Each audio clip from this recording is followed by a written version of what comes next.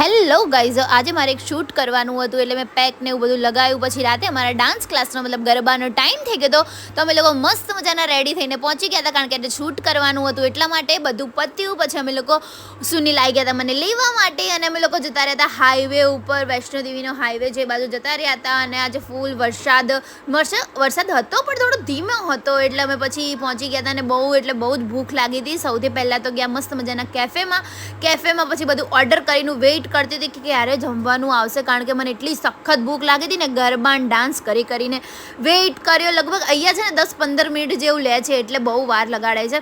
આમ કરતાં અમારા આ સાહેબ ફોનમાં હંમેશા બિઝી જ હોય છે. અને સૌથી પહેલાં તો મસ્ત પી લીધી ગરમમાં ગરમ ચાય, અને આવા ઠંડા મોસમમાં એક બાજુ વરસાદ પડતો હોય ને આપણી ચા પીવાની તો કંઈક મજા જ અલગ છે. અને આ ભાઈનો એઝ ઇટ ઇઝ આવી ગયો તો ઓરિયો શેક, અને એટલો બધો સુપર લાગ્યો ને કે બહુ મસ્ત છે ઓરિયો શેક. તો ત્યાં સુધી અમારો ઓર્ડર આવી ગયો તો ફર્સ્ટ ઓર્ડર સેન્ડવિચ મંગાવી હતી મસ્ત મજા ગરમા ગરમ નથી પણ ઠંડી હતી. આ ફેર તો ખબર નહીં આ લોકોએ ઠંડી સેન્ડવિચ આપી દીધી, મીડિયમ હતી. અને પછી આવી ગયા હતા આલુ પરોઠા. પછી અમે લોકો જમીન ફ્રી પડી નીકળી ગયા હતા બહાર જવા માટે.